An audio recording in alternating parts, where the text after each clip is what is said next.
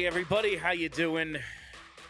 Yeah, god damn it. My name is Bill Matz. I'm your director of fun and games for the evening. Charlie O'Connor will be joining us from the Wells Fargo Center in just a little bit. The Flyers drop their afternoon tilt today with the New York Rangers by a final score of 2-1. Tyson Foerster gets a big goal in the third period, but it is not enough as the Rangers escape with a victory for, in case you didn't hear on the broadcast, New York's 10th win in a row, which is a franchise record. Maybe you weren't paying attention during the broadcast to hear that point. But, this one was just, goddamn, like, I just really wanted this one. The Flyers came out and played really well against a really good, hot team and just could not capitalize on their chances. I realized the box score will say, okay, Igor Shesterkin, what did he end up with? 39 saves.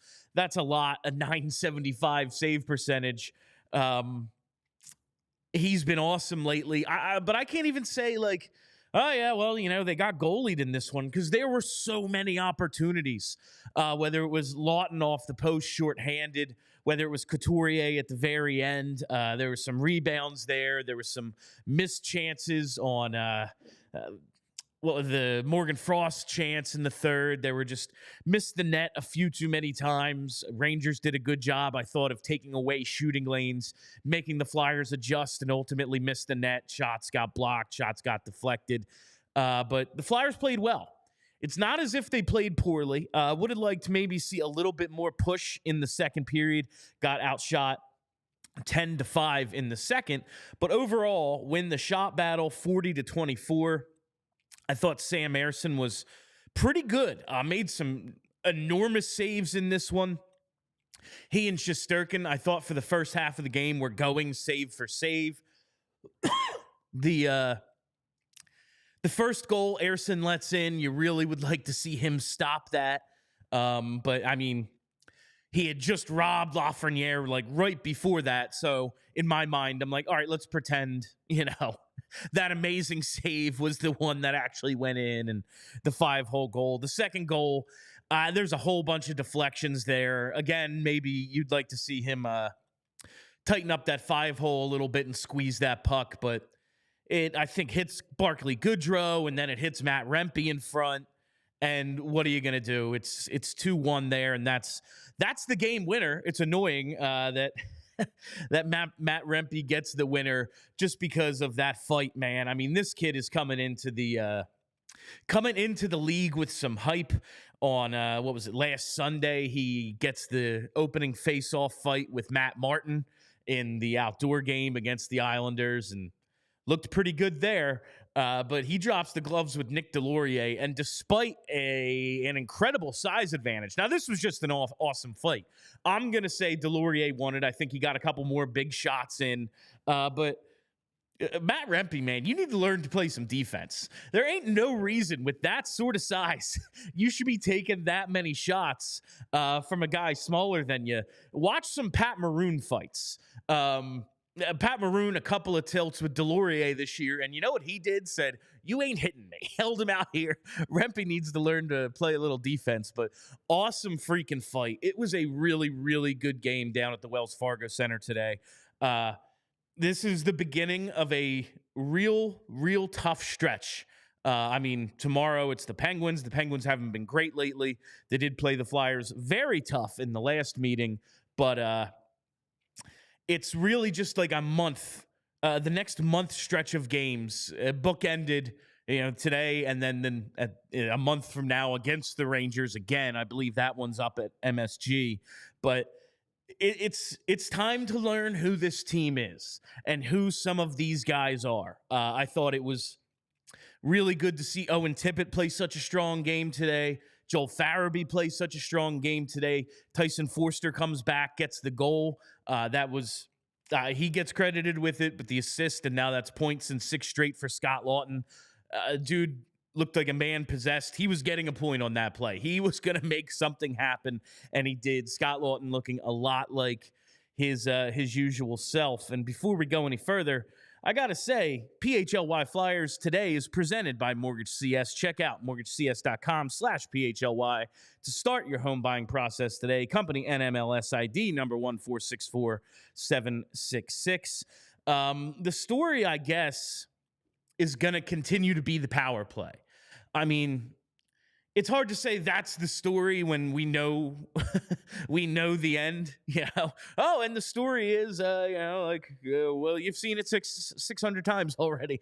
But it just isn't good enough right now. And if this team is gonna make these important games, these meaningful games, if they're going to have the pushback they need, they simply need to be better on the power play. 0 for 4 today. I'm going to call it 0 for 3.5. Now, they did get jobbed on the Farabee penalty that I believe negated their one of their power plays. Like, Farabee got cross-checked by a defenseman, got hit in the back of the head by Shesterkin, got wrapped around, like bear hugged by Shesterkin, and then was somehow called for interference, canceling out a power play. I have no explanation for that call. He wasn't allowing Shesterkin to get to his stick, which, I don't know, maybe hold on to it. Hold on to your stick. Maybe don't push the guy standing next to your stick into it so it gets kicked further away from you. I don't know. But, it worked out for him because the Flyers get called for a penalty. But that's not why they lost. They lost today because the power play couldn't generate enough, and they just could not capitalize on their chances when they got them. The chances were there. Plenty of opportunities, all 3 periods. I mean, yeah, they got killed in the shot battle, and it was New York's best period, the middle frame today. If Scott Laughton just puts that puck in the net rather than hit the post, I know, easier said than done, especially with Shesterkin on the heater he's on. Came into the game in his previous 5 with a .945 save percentage, 5-0-0, and a shutout. He's been absolutely phenomenal lately. Easier said than done. You pick a corner, you beat him, and it hits the post. That's rough, but you just have to capitalize on those chances. And I don't know what can be done specifically about the power play at this point. Laughton's chance was shorthanded. The best their offense looked a lot today was shorthanded. Again, not a big shock there, but we're at this point now where they're in it. They can and should make the playoffs given the position they're in and the lead they have on the teams behind them. The Devils, the Islanders, the Penguins, and the Caps. They're better than all those teams. They've been better all season. It's about holding on now. It's about coming up big in these big games. They played well today, but not well enough. Part of me just wants to be like, well, God damn it, TK was out. And if TK is in, they win this game. Like, it's just as simple as that. And it's not. Because, who knows what happens. But, man, I just think, okay, well, if it's TK on that chance instead of Scott Laughton, I know they kill penalties together, so it's very likely it still would have been Laughton. But just in my head, for my own sanity, I'm like, man, if TK gets that opportunity, that's a goal right there, and the Flyers are up 1-0, and it's a totally different story. But it's close but not close enough is going to be frustrating for a lot of us this year. And joining us now, it's Philadelphia's #1 hockey beat reporter. It is Charlie O'Connor. Charlie, I guess the first thing I have to ask about today, the big story, if Sean Couturier doesn't have that C on his chest, are his arms light enough to score that goal to tie the game with 5 seconds left? Yeah, it's definitely the captaincy that weighed him down, without a doubt, 100%. I gotta make myself laugh because I'm just gonna be pissed off today. But it's like the good kind of pissed off. Like, I'm freaking happy that these are meaningful, good games, and they came out and played really well today. Not well enough, but if they play this way, they're gonna win a lot more than they lose down the stretch. Charlie, I just said right before you joined, if TK plays today, the Flyers win. It's that simple. Do you agree? Probably. He's the Flyers' best player. They lost by a goal. It was an extremely close game that could have went either way.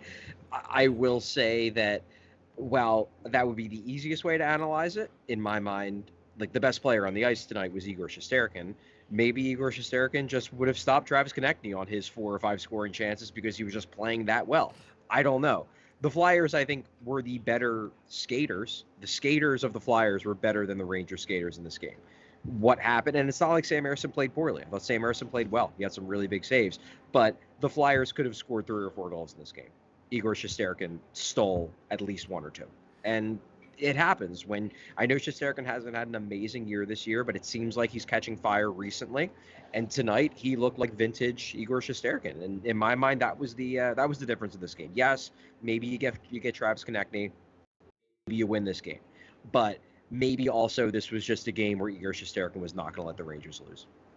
And listen, we've seen that throughout the years. I mean, with the Rangers in Metro Division action, yeah, sometimes the goalie, whether it's Lundqvist, whether it's Shesterkin, it's been going on for a long time. I stop short of saying they got goalied today, though, because they did have plenty of opportunities where now maybe this, like, the goalie is so good, you're gripping your stick, you're trying to pick a corner, you miss the net, whatever it might be. Frost had a big chance, I thought, and just kind of missed on it. I thought the Rangers did a pretty good job of like redirecting shooting lanes, getting in front of guys to make it difficult to get their shots through. But I stopped short of saying they got goalied because, like, I don't know, man. Coots not scoring at the end there, that has nothing to do with Shesterkin. There were a couple of opportunities like that, but ultimately, yeah, when it's like, well, if they scored on those 3 chances where it wasn't about the goalie, like, that's because they weren't ever going to score on the goalie. So I get it. Some other things I wanted to ask you about today, Charlie. The big thing was, you know, how many Rangers fans were there? It seemed like once again it just kind of sounded loud to me on the broadcast, like both ways. Yeah. What was the ratio? Like, was it a full-on takeover, or was it just like a decent amount of Rangers fans? No, there were a lot of Rangers fans. It really was pockets. Like, there were some sections that were mostly Flyers fans, and they were scattered patches of blue. There were a couple of sections in the lower level that were almost entirely Rangers fans. Then there were some sections that were almost entirely Flyers fans. I think there were absolutely more Flyers fans at this game than Rangers fans, but there were enough Rangers fans that they got loud. And to me, it felt more like a battle between the fans than it was the Rangers invaded. Like, it was loud. There were a lot of "Let's Go Rangers" chants, and then whenever a "Let's Go Rangers" chant would start, there would be an enormous amount of boos from the Flyers fans trying to drown it out. It just felt like a push and pull, which honestly is kind of fun. Like, ideally, Flyers fans are selling out this arena, and they make it so it's impossible or near impossible for a Rangers fan to get to go to this game. But this did not have the same feel to me as that infamous game from last year when the Rangers fans truly did seem like they invaded and took over the arena. To me, there was serious pushback from the Flyers fans in the arena, and it just more felt like a battle. It felt like a rivalry. It does, and I think that's going to be the core part of the article I plan to write on this game. This feels like an emerging rivalry. It really does, and that's kind of cool because I feel like, at least in my lifetime, there hasn't been an extended stretch where both of these teams were good at the same time. It's usually been when the Rangers are up, the Flyers are down. When the Flyers are up, the Rangers are down. If this is really the Flyers, and this is the start of a sustained run of success, and remains to be seen if that's true. We've been fooled before. But if it is the beginning of the upward trajectory of the Flyers, where they are a consistent playoff team and a consistently competitive team, I don't think the Rangers are going anywhere. This kind of felt to me like the start of a potential rivalry because I think the Penguins are on the down. The Capitals are on the down.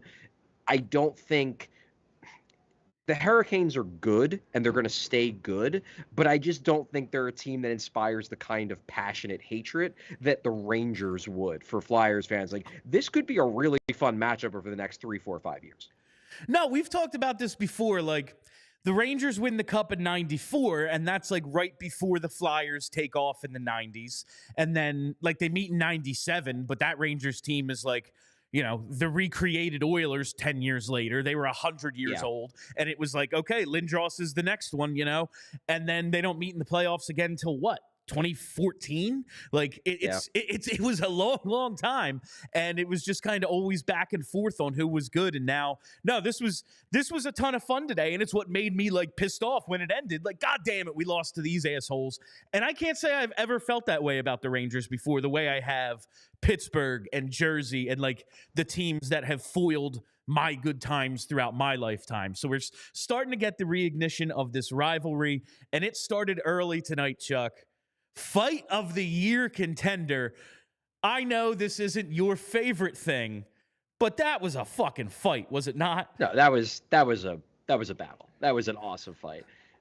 Again, this goes back to what I'm talking about it could be an emerging rivalry. And I'm not saying that Nic Deslauriers is going to be a Flyer forever, nor is Rempe necessarily going to be a Ranger forever. We'll see if he sticks at the NHL level, but it does seem like I brought this up to Peter Ball, who covers the Rangers for the Athletic now, where he was talking about Rempe. This was before the goalie scored, but after the fight. And I was like, look, it doesn't shock me in the slightest that Peter Laviolette is bringing the 6'7" fighter in. Like, I can't get out of my head the fact that Peter Laviolette thought it was a great idea for Zach Ronaldo to make his NHL debut in a playoff series because he wanted a crazy person in his lineup. This is a Peter Laviolette thing. This is a Peter Laviolette thing. So, like, it might not be Rempe a year, 2 years down the line, but knowing Laviolette, it's going to be somebody, and knowing the Flyers, they're going to have, whether it's Deslauriers or Sealer or some guy they get or trade for or whatever, this is going to be a thing. And if they keep having these kinds of epic fights, because that was a bout. I mean, that was an absolute battle, tons of punches. It was a fun fight to watch. This is the kind of thing that will spark fans getting more into it. Like, we talk about the Penguins Flyers rivalry as the one most recent rivalry that was the most fun. You think back to like the Talbot fight. Those teams scrapped. You had the series in 2012, fights like crazy. It was just pure chaos on ice. Like, that's one of the reasons why I don't want fighting to end in the NHL, is because when two teams legitimately don't like each other, that can grow organically, and suddenly you have the zaniness that only a bunch of guys dropping the gloves and punching each other in the face can escalate. And I thought you saw in that fight, like, the start of maybe something that over the next few years could escalate. They play again in a month, and I'm looking forward to that one already, Chuck. It's like the end of that month of games that I said was bookended with the Rangers, and I want to fast forward to that one already. That was a ton of fun. Now, Deslauriers more than held his own. I give Rempe credit for not just doing the Pat Maroon and holding him out here. He was in that fight to land some punches and win it, not just not get beat up, and I really appreciate that. He's got the reach advantage. He could have taken advantage of it, yeah. Yeah, especially with a dude that's like so much bigger. Like, he was in it to win that fight. That was really fun. Now, Deslauriers served his purpose there, but you look at this lineup today, and I know we've talked about it endlessly, but 11 forwards, and one of them is Nic Deslauriers. It's the front end of a back-to-back. You're going to go tomorrow probably with your backup goaltender. I know you don't agree with it, but can you make it make sense to me? I mean, what I will say, and I tweeted this out before the game, is that, well, with Travis Konecny injured, they only have 11 healthy forwards on the roster. I think there was a good chance they were going to go 12-6 had Konecny not gotten injured in practice. That said, Allentown ain't that far away. You could have called somebody up. Bobby Brink scored another goal today, apparently, for the Phantoms. You could have brought him back for one game. Look, what I will say is that I do think it's overblown, the idea that, like, oh my God, they use 11 forwards. It's the dumbest thing in the world to do in a back-to-back. These are well-conditioned athletes. They barely played this past week. I don't think it's going to kill them to get an extra minute or two of ice time because they went 11-7 rather than 12-6. That said, I do think that the Flyers, especially if they're going to use Deslauriers in this role, and seeing that Matt Rempe and Edstrom were in the lineup, I get why they felt like he had to be in. But if they're going to use Deslauriers in this role, I'd like a little bit more offensive firepower in the lineup. And given the fact they do have guys in the AHL who could bring that offensive firepower, it's just like maybe you don't have to depend upon Owen Tippett to create all of your offense. He has 10 shots on goal. He was kind of a controlled entry machine in this game. Tyson Forrester, you give him the second most minutes. Maybe you don't have to fully depend upon a guy who missed the last week and a half to drive your offense. Maybe you can do it a little bit more by committee. And it's especially noticeable because, for example, somebody like Cam Atkinson is providing nothing, like actually nothing, over these past 2-3 weeks, which has made the other issues in the lineup even more noticeable. Like, for example, and I thought this was a glaring explanation as to why the Flyers are still committed to this idea of rebuilding. Why every time you ask Danny Briere, every time you ask Keith Jones, are you guys ready to turn the corner? It's no, we're still looking to the future. They have that power play at the end of the third period. They go with all the big guns. Then they pull Ersson. They keep those big guns out. And granted, they only were on the ice for about 20 seconds. And Garnet Hathaway does his job. He almost draws a penalty on Igor Shesterkin, so props to him. But you're down by 1 goal with a minute left in the game, and you have Ryan Poehling, Garnet Hathaway, and Scott Laughton on the ice. Like, this is why they need more talent. It just is. And maybe if you had Bobby Brink in the lineup, you don't have to have Ryan Poehling out there or Garnet Hathaway out there. You could have somebody on the ice who has a decent chance of scoring a goal. It plays into why they're rebuilding, but it also reminds you that, like, maybe this was a game where you give Bobby Brink the 1 game or 2 game call up for the weekend because you want to have a little bit more firepower in the lineup. They are in Charlotte this weekend. They play today in Charlotte and tomorrow in Charlotte. So it's like maybe they left before TK got hurt at practice. I don't know. I don't know their travel schedule and how the AHL works. But like, just charter a flight, man. Yeah, like you're owned by Comcast. You can probably get him back here one way or another. Send the goddamn helicopter. I don't care. Like I just look at. I know they don't seem to have a ton of confidence in Ula Lixell, but if it's not Brink, like there's a ton of dudes down there putting up decent numbers. And you look at 1 goal today, and your best offensive player out. I don't know how you planned on winning today with the lineup you put out there, and you had a hell of a chance. If you just had a little bit more, I think you could have pulled it off. I wanted to ask you about that thing at the end with Hathaway's line out there, but you mentioned it. The power play itself, man. I'm going to call it 3.5. I don't know how Farabee got called for a penalty when he had 3 penalties committed against him on the play. But regardless, 0 for 4 on the day. I know there's nothing that can be done, but, like, shouldn't it be a little better than it is? Just, like, a little? You would think, right? No, look, this was a game where you saw what, we're talking about games now that are important, that matter. These are games between 2 teams battling for a playoff spot. The Rangers are probably one of the favorites to come out of the East this year. They're a really good team. The Flyers are a team that's sitting in playoff position that is battling for a spot. These are important games with the intensity up that have a lot of meaning. And you're seeing why having a crap power play can really come back to bite you in these kind of games. And I'm of the opinion that this power play isn't going to be fixed this year. I mean, we're at the end of February. There ain't that much time left in the season. It still hasn't been fixed. If they hadn't fixed it yet, probably not going to get fixed. It's just something that the Flyers are going to have to deal with. And what you saw today is what happens when you're in a tight game against a really good opponent, and you just need that one more thing to push you over the edge, and they don't have the power play. The power play can't be one of those things. The penalty kill can. I mean, Travis Sanheim nearly scores on that breakaway. I think they rang another one. Lawton rang another one off the post. Yeah. Shorthanded. Like, they almost picked up that shorthanded goal that can make up for the fact that the power play stinks. They didn't, and it highlights the fact that they can't score on the power play. They once in a while you'll get a good bounce, a rebound will bounce to somebody, Owen Tippett will snipe one, whatever. But you can't depend on it. You can't rely on it. And that's just the way it is. If they get in the playoffs, they are going to have to enter a playoff series knowing that we can't rely on our power play. Like, still going to get power plays. They're still going to try to create chances. It's not like they're going to wave the white flag and say, we don't want it. But they can't depend upon it to help them win games. They just can't. It's an active hindrance. They have a lot of other good things going for them. But that power play, it's not pulling its weight, and I don't think it's going to this season. It's just the way it is.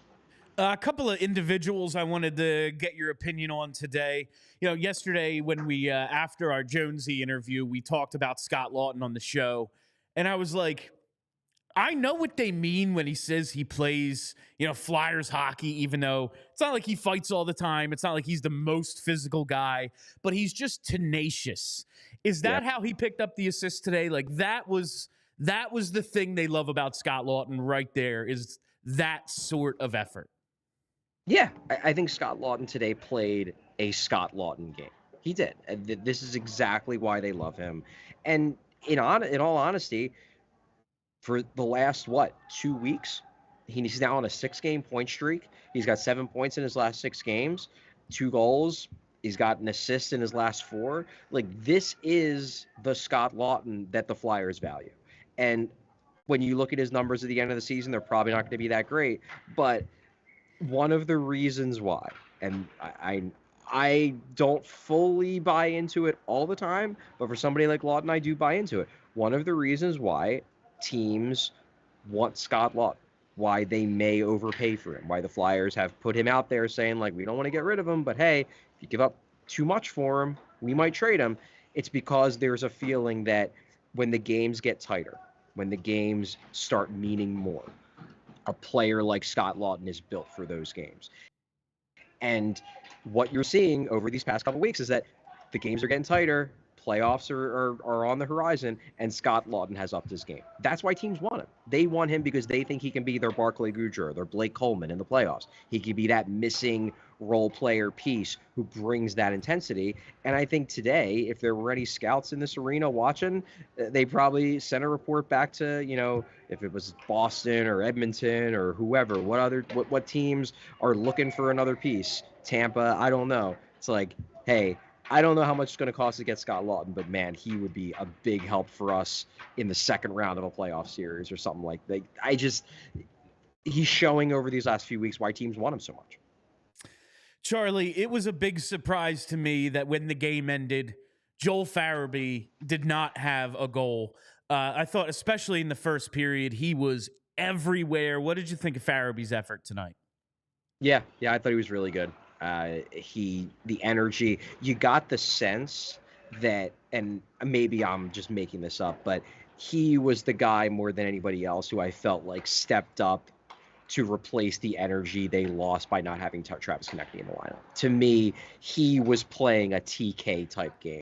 And it leads them getting a couple penalties, one of which was kind of ridiculous, but they called it, so whatever. The high stick was definitely a penalty, but it just seemed like he was playing a little bit more on the edge than he normally does, and maybe he was doing it with the knowledge that we're going to need this kind of energy from somebody. TK's not in the lineup. I can bring it.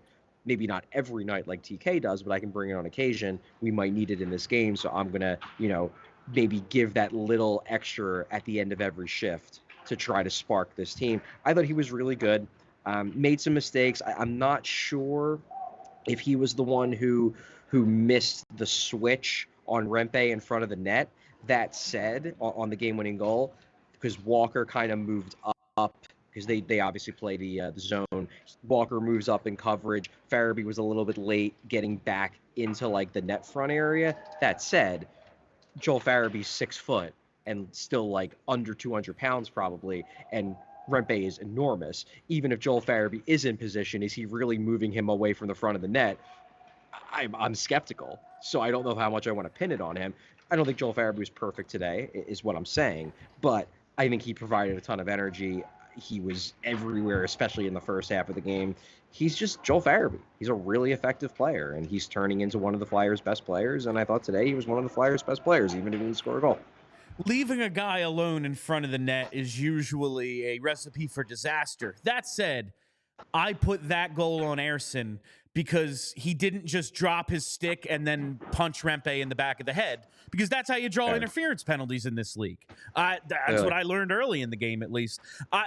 It's not why they lost. It's just going to boggle my mind for the rest of time, that penalty call, Charlie. I don't care how they try to explain it. It was fucking insane. But they did take a bunch of other penalties today. 5 power plays for the Rangers, 3 of them on high sticks. Has the coach said anything about the lack of discipline they've had lately? Not really. I really don't think that's been a major problem. I think it probably is a byproduct of the increased intensity of the games. That the guys are playing a little bit more on the edge because the games are just higher intensity games. I also was skeptical, like that Couturier high stick. I don't know if he actually hit him in the face. It looked like he hit him in the chest. And it might not even have been an embellishment. Like, I've played hockey. You've played hockey. You know how it is, where if you have a stick that's up near your eyes, even if it doesn't hit you, your natural instinct is to throw your head back because you're trying to protect the things that allow you to see. And that, to me, didn't look like a high stick. That looked like a stick in the chest that freaked out the guy. I think it was Fox who took it. Freaks out Fox. He throws his head back, gets the penalty called. I don't think that was necessarily anybody's fault. I just am unsure if that was actually a penalty. That's what happens in high intensity games. Like Joel Farabee takes the high sticking penalty because he's trying to get the puck back. And is he a little careless with the stick? Sure. But that's the byproduct of playing hard. And you're going to take penalties when you play hard. And the Flyers have an elite penalty kill who can erase the mistakes of when you play hard. So it makes it less of a priority for you to tell your guys to dial it down a bit when, hell, they're seemingly more likely to score on the penalty kill than they are on the power play. So it's not even that big of a deal. Like, obviously, you don't want to be taking awful penalties. You don't want Travis Konecny to be taking the penalty that he took in the Stadium Series game. Like, that's a dumb penalty. That's one where you just got to be smarter. But I do think that some of the penalties they've been taking recently are just a byproduct of the increased intensity of the game.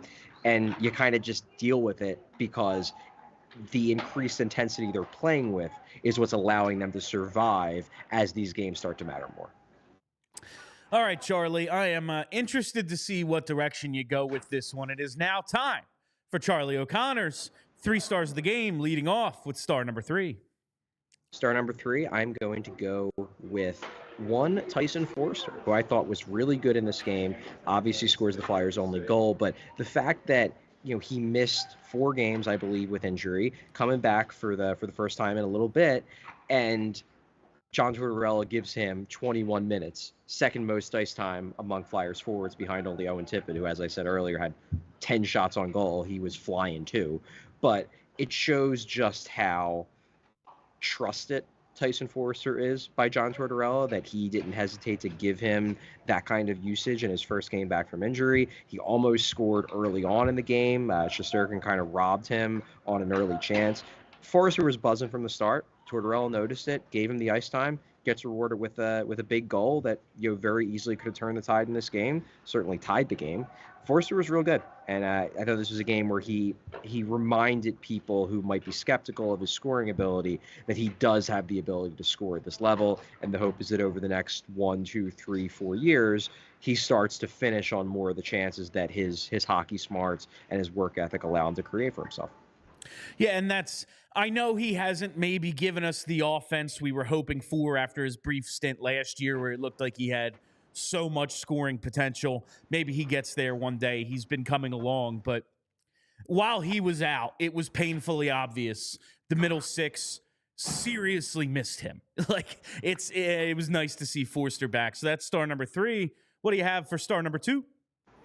Yeah, I mean, I'm going to go with Matt Rempe. Like, he scores the game-winning goal, but also, like, look, I know he's 6'7". I get it. Like, he shouldn't be scared of anybody. Nic Deslauriers is still one of the toughest guys in the league. Like, he is a badass. He is well-known and well-respected and honestly feared by most of the players in the league. This is a guy who, 4 games into his NHL career, Nic Deslauriers goes over to him in pregame skate and is like, so we doing this tonight? And it would have been very easy for the kid to be like, nah, I'm good, or just kind of blow him off. And instead, kid answers the bell.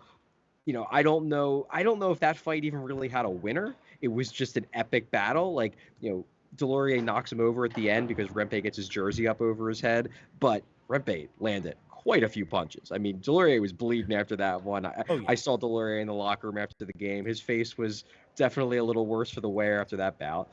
Rempe answered the bell. He also was honestly pretty effective in this game. Like, didn't play a ton of minutes, obviously, but he actually, by natural stature, he actually led the Rangers in expected goals for percentage. He was up over 80%, and he scores the game-winning goal. Like, great game by the kid.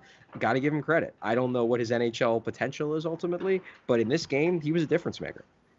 I wish he was ours, man. We got to get Sam Morin back in the lineup to have a battle of the monsters there. Yeah. But I wondered where you would put Rempe, and that leaves us now with the inevitable star number 1. Yeah, star number 1 for me was Shesterkin. I mean, he was the difference in this game. The Flyers throw 83 shot attempts in his direction, 41 shots on goal, 3.23 expected goals. He gives up 1. He was great. He's, in my mind, I know he hasn't been that great this year. In my mind, he is the most talented goalie in the NHL. I think, if I'm looking to win one game, I might pick him. It's either him or Hellebuyck. And, as good as Hellebuyck is, Shesterkin can make saves in my mind that Hellebuyck can't. And tonight, Shesterkin shut the door. There were quite a few times where the Flyers came just this close to scoring. And then they get stopped, and you remember, oh, right, the Rangers have Igor Shesterkin. I thought he was fantastic in this game. If the Rangers have a league average goalie, the Flyers win this game. Instead, they have Igor Shesterkin, so the Flyers lost. And that is Charlie O'Connor's 3 stars of the game, brought to you by Empire Today. With Empire Today, you get shop at home convenience, the right product for your needs, quick and professional installation, and a price match guarantee. Empire Today is the best place to get new flooring. So of course, they have copycats, but those copycats can't beat Empire Today on quality, service, speed. So they advertise low quality products that Empire simply won't carry. Empire Today won't promise the lowest prices, because anyone who does that is putting flooring in your home that they wouldn't put in theirs. Empire's philosophy is to help you find what you need, not overwhelm you with thousands of choices and substitutes. What we leave out of our selection is as important as what we put in. Empire's product team exhaustively combs through thousands of product samples each year to find the perfect styles, and their virtual floor designer is a great way to see how new floors will look in any space. It's easy. Just snap a picture and instantly see how new floors will look in your room. Schedule a free in-home estimate today. All listeners can receive a $350 off discount when they use promo code PHLY. Restrictions apply. See empiretoday.com/PHLY for details. That's 1-800-588-2300. Empire Today. That part's not in the read, but I have to throw it in for me. Charlie, Fair. Just before I let you go, mood of the coach, mood of the locker room after this one. I know that, we can almost look at it sort of like a moral victory. I'm not going that way. I'm pissed off they lost, but they played pretty fucking well in what I thought was a very, very important game. Without Travis Konecny. How's the room feeling today? I mean, Scott Lawton was the guy we talked to who was the most revealing. I stayed a little bit later to talk to Nic Deslauriers, so I didn't get a chance to speak with Sam Ersson, who was the other player that we had access to, so can't really speak to his reaction to the game. Scott Lawton basically said, look, it's frustrating. We obviously wanted to win this one, but we believe we played a game that was good enough for us to win. It just didn't go our way. I got the same sense from John Tortorella. John Tortorella delivered a very short press conference. It was about 90 seconds, but you didn't get the sense he was mad at the team. You just got the sense he was frustrated they didn't win. That he basically said, we did a lot of good things. We played a good game. We just didn't win. And he's pissed off they didn't win because he really wanted this one. Understandably so. This was a tight game that could have went either way. It just didn't go the Flyers' way. They didn't make enough plays. They didn't make enough plays in the end. They didn't get that one chance. Morgan Frost didn't finish that chance on the power play. Sean Couturier doesn't finish that chance with 5 seconds left in the game. They were so close to getting at least a point out of this one, if not 2. Instead, they get a regulation loss in a game that really could have went either way. So I don't think they're angry. I don't think they're down on themselves. They're just pissed. They're pissed that they lost. They're pissed that this was a game that was winnable against a really good team. They could have made a statement, and instead they lose a close game that, if you evaluate it and analyze it, could have went either way. Strong performance by the Flyers in the whole. It just wasn't strong enough, and they're frustrated about that. But I don't think this is going to negatively carry over to tomorrow's game against a significantly weaker Pittsburgh Penguins team. Well, the frustration is mutual, but it does kind of feel good after the last couple of years to be playing in these games that matter, and that is the most important thing. It's what Jonesy told us yesterday. They want to evaluate these guys in what aren't fake games, as we've been saying for weeks now, and they're getting a chance today. Charlie, I will see you tomorrow in studio for the Penguins game. You are not going to Pittsburgh because you're a smart man, and you'll be joining me right here at the PHLY studio, so everyone come back tomorrow for that. I will see you on Sunday, Chuck. All right, sounds good. Thanks, Bill. That was Philadelphia's #1 hockey beat reporter, Charlie O'Connor, with his post-game hit from the Wells Fargo Center. He didn't have to travel very far for today's game. He's not going to Pittsburgh, but I bet you might be itching to get out on a little bit of a road trip.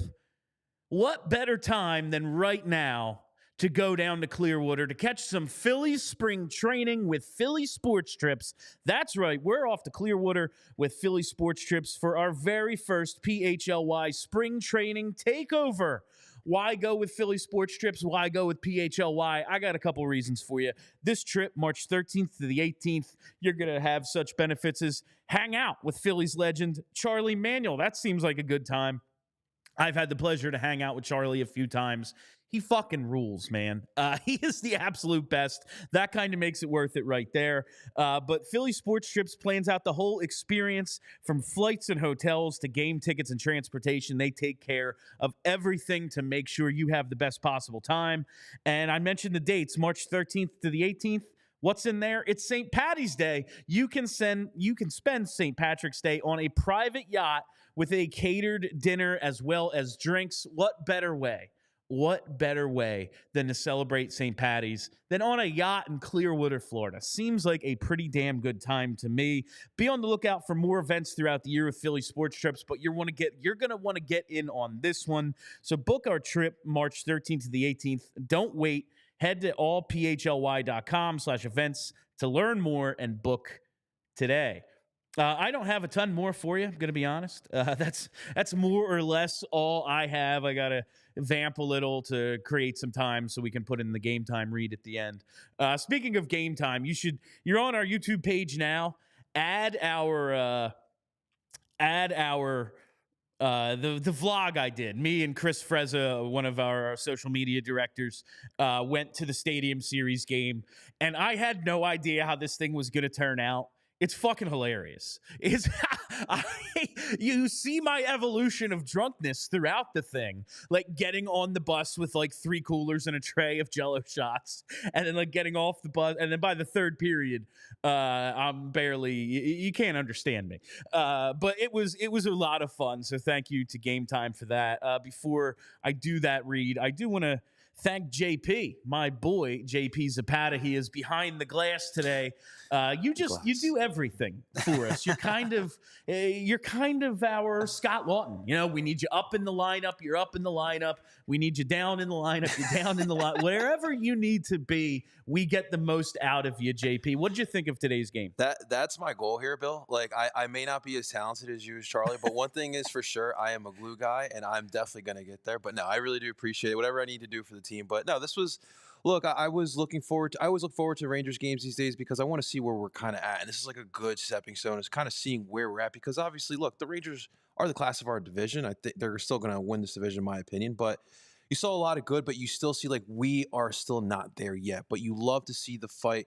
I think there was a lot more positives here than there were negatives. And at the end of the day, it was a close game. It essentially was a one goal game essentially there for most of it. So I'm with you. It sucks because it's the Rangers. That's why everyone's just pissed off. If this was honestly, if this was like against like, I don't know, like the Jets, I don't think we'd be as mad as we are right now. But because the Rangers, we're an extra mad here today. But tomorrow's gonna be a good one to bounce back, especially against Pittsburgh. That fire's still gonna be there with that Metro hate. But I think tonight I'm just pissed that we just lost to the Rangers again, man. And it would have been like, if this is at MSG, I probably feel a little differently. I would have really liked to send home those Rangers fans upset. Like they bought the tickets, took the train, came down here. I would like them to have to go 2 hours home miserable. That would be fun. But it's not to be. But maybe you want to pay back the favor. You know, listen, next month, Flyers up at MSG. Maybe we need to take over their stadium.